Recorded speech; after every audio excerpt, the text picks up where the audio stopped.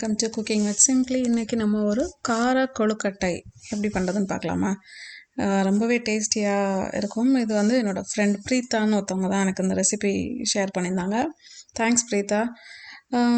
And moreover இது வந்து பழனி சைடில் ரொம்ப ஃபேமஸ்ன்னு சொன்னாங்க. ஸோ இது நம்மளும் இன்றைக்கி ட்ரை பண்ணி பார்க்கலாமேன்னு பார்த்தேன். ரொம்பவே யம்மி டேஸ்டி, எல்லாருக்குமே பிடிச்ச ஒரு ஸ்டீம் குக்ட் ரைஸ் டம்ப்ளிங்ஸ் எப்படி பண்ணுறதுன்னு பார்க்கலாம். இட்லி அரிசியை ஒரு 3 மணி நேரம் 2லேருந்து 3 மணி நேரம் ஊற வச்சுக்கோங்க. அதை மிக்சியில் அரிசி எடுத்துக்கோங்க. அது கூடவே மிளகா வற்றல் உங்கள் காரத்துக்கு ஏற்ற மாதிரி ஆட் பண்ணிக்கோங்க. நான் வந்து 3லேருந்து 4 ஆட் பண்ணியிருக்கேன். அண்ட் தென் அது கூடவே கொஞ்சமாக சீரகமும் ஆட் பண்ணிக்கோங்க. இதை ஆட் பண்ணிவிட்டு இதை நல்லா அரைச்சி வச்சுக்கோங்க. தண்ணி ஊற்றி அரைச்சிக்கோங்க. இது வந்து கொஞ்சம் கோர்ஸாக தான் இருக்கணும். கிட்டத்தட்ட நம்மளோட அடை மாவு மாதிரி இருக்கும். இப்போ என்னென்ன தேவைன்னு சொல்லிடுறேன். கடுகு, உளுந்தம்பருப்பு, கடலைப்பருப்பு, வெங்காயம், கருவேப்பிலை, கொத்தமல்லி, கொஞ்சம் தேங்காய், அரைச்சி வச்ச மாவு, இவ்வளோ தான். ஸோ இப்போ அடுப்பில் எண்ணெய் ஊற்றி இந்த கடுகு, உளுந்தம்பருப்பு, கடலைப்பருப்பு அது எல்லாத்தையுமே ஆட் பண்ணிவிடுங்க. இது நல்லா ஃப்ரை ஆகி வரட்டும். இது கூடவே நம்ம அது நல்லா இப்போ வெடித்து வந்ததுக்கப்புறமா நம்மளோட பெருங்காயம் ஆட் பண்ண போகிறோம். இது வந்து ரொம்பவே ஈஸி. நீங்கள் வந்து ஒரு 2 ஹவர்ஸ்லேயே நம்ம ரெடி பண்ணிடலாம். அது ஊறுற நேரம் மட்டும்தான் கொஞ்சம் டைம் எடுக்கும். பட் அது ஊறிடுச்சு அப்படின்னா ஒரு 10-15 மினிட்ஸில் நம்மளோட கொழுக்கட்டை ரெடி ஆகிடும். இது இப்போ கடுகுலாம் வெடித்ததுக்கப்புறமா நம்ம கொஞ்சம் இங்கே ஒரு மிளகா வத்தல் ஆட் பண்ணியிருக்கேன். இது வேணும்னா ஆட் பண்ணிக்கோங்க, இல்லை ஆப்ஷனல் தான் அது. பட் இடையில கிடைக்கும் போது அது கொஞ்சம் நல்லாயிருக்கும் இல்லையா? வெந்ததுக்கப்புறம் ஃப்ரை பண்ணி வேக வைக்கும்போது அது டேஸ்ட்டே நல்லாயிருக்கும். இப்போ கொஞ்சம் நம்ம பெருங்காயம் ஆட் பண்ணிக்கிறோம். இந்த பெருங்காயம் ஆட் பண்ணதுக்கப்புறமா நம்மளோட சாப் பண்ணி வச்சுருந்தோம் இல்லையா, இந்த வெங்காயம், கருவேப்பிலை, கொத்தமல்லி அதெல்லாமே கூட ஆட் பண்ணிடலாம். நம்ம யூஸ்வலாக பண்ணுற கொழுக்கட்டைக்கும் இதுக்கும் என்னென்னா, இது அரைச்சி நம்ம பண்ணும்போது கொஞ்சம் டேஸ்ட் ஜாஸ்தியாக இருக்கும். சில பேர் வந்து இதே ரெசிபி தான், பட் எதுவுமே அரைக்காமல் ஜஸ்ட் இந்த தாளிக்கிறது மட்டும் வச்சு பண்ணுவாங்க. ஸோ இப்போ வந்து நம்ம வெங்காயம் போட்டாச்சு, கருவேப்பிலை, கொத்தமல்லி போட்டு அதையும் நல்லா ஃப்ரை பண்ணியாச்சு.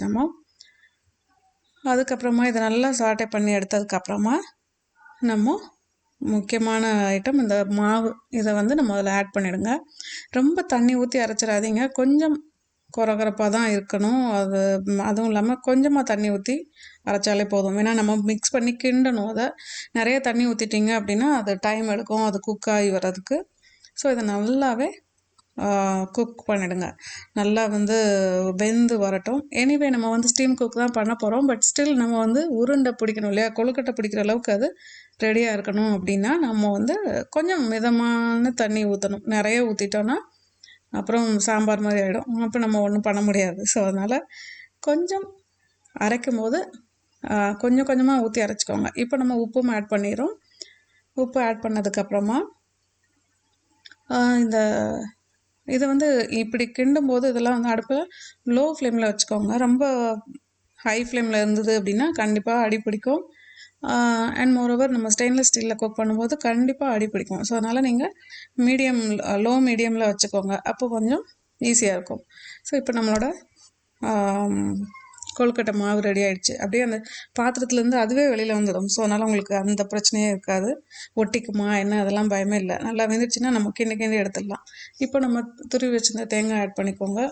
இந்த தேங்காய் ஆட் பண்ணால் தான் அந்த டிஷ்ஷோட என்ன சொல்கிறது டேஸ்டி யம்மி ஆகணும். அப்படின்னா அந்த தேங்காய் கண்டிப்பாக ஆட் பண்ணணும்.